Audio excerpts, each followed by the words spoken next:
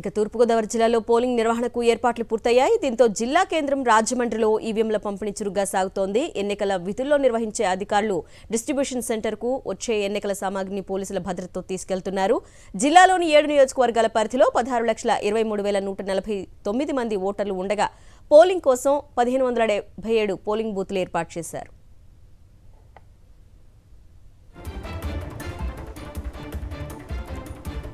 Right, ఇక రాజమండ్రిలో ఈవీఎంల డిస్ట్రిబ్యూషన్ ఏ విధంగా సాగుతుంది పూర్తి డీటెయిల్స్ మా ప్రతినిధి హరీష్ అందిస్తారు. హరీష్,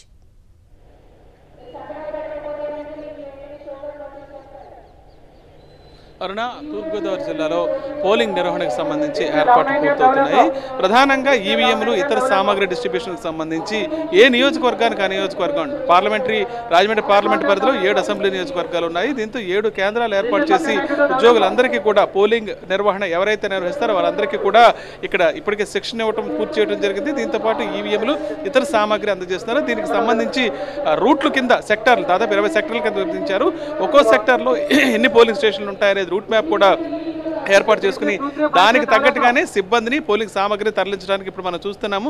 ఈ బస్సులను ఏర్పాటు చేయడం జరిగింది. మరి కొద్దిసేపట్లో ఈ బస్సులన్నీ కూడా ఎక్కడైతే ఏర్పాటు చేస్తారో పోలింగ్ స్టేషన్స్ ఆ ప్రాంతానికి చేరుకుంటాయి. జిల్లా వ్యాప్తంగా అయితే మొత్తం 16,23,169 మంది ఓటర్లు ఉన్నారు. వీళ్ళకి సంబంధించి 1,577 పోలింగ్ స్టేషన్లు అయితే ఏర్పాటు చేయడం జరిగింది. దీనికి సంబంధించి పీఓలు, ఏపీఓలు, పోలింగ్ అధికారులు, అదేవిధంగా ఏపీఓలు, మైక్రో అబ్జర్వర్ల నియామకం కూడా జరిగింది. ఒక్క రాజమండ్రి అర్బన్ సెక్టర్కి వస్తే 88 మంది మైక్రో అబ్జర్వర్ల నియామకం కూడా జరిగింది. అత్యధికంగా రాజమండ్రి రూరల్లో 2,72,000 మంది ఓటర్లు ఉన్నారు.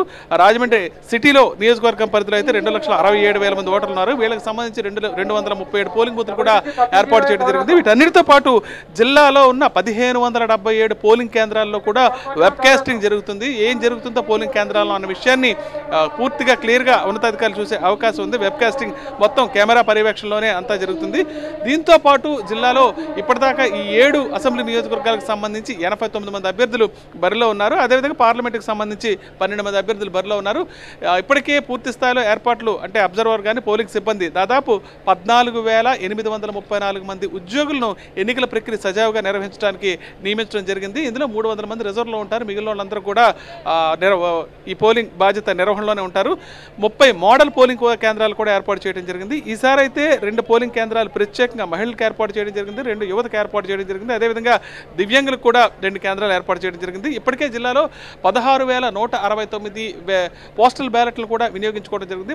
పోస్టల్ బ్యాలెట్ ప్రక్రియ కూడా పూర్తయిపోయింది. ఈ నేపథ్యంలో పూర్తి స్థాయిలో పోలింగ్ నిర్వహించడానికైతే ఏర్పాట్లు పూర్తి చేసి సన్నద్ధంగా ఉన్నారని చెప్పొచ్చు. జిల్లాలో మరోవైపు ఇప్పుడు ఉద్యోగుల పరంగా ఏ రకమైన ఏర్పాట్లు చేయాలి, భద్రతా పరంగా కూడా అదే రకమైన ఏర్పాట్లు చేయడం జరిగింది. ప్రతి నియోజకవర్గానికి ఒక డిఎస్పీ స్థాయి అధికారి, మొత్తం పార్లమెంటరీ పరిధి అంతా కూడా ఎస్పీ, 2 అడిషనల్ ఎస్పీల స్థాయిలో మొత్తం మానిటరింగ్ జరుగుతుంది. దాదాపు 3,200 మంది బలగాలను ఈ ఎన్నికలు సజావుగా నిర్వహించడానికి అయితే ఏర్పాట్లు చేయడం జరిగింది. ఇందులో కొన్ని సెంటర్లు మాత్రం సెన్సిటివ్గా గుర్తించడం జరిగింది. వాటి వద్ద పటిష్టమైన భద్రతా ఏర్పాట్లు కూడా చేయడం జరిగింది. Aruna. Right Harish, thank you.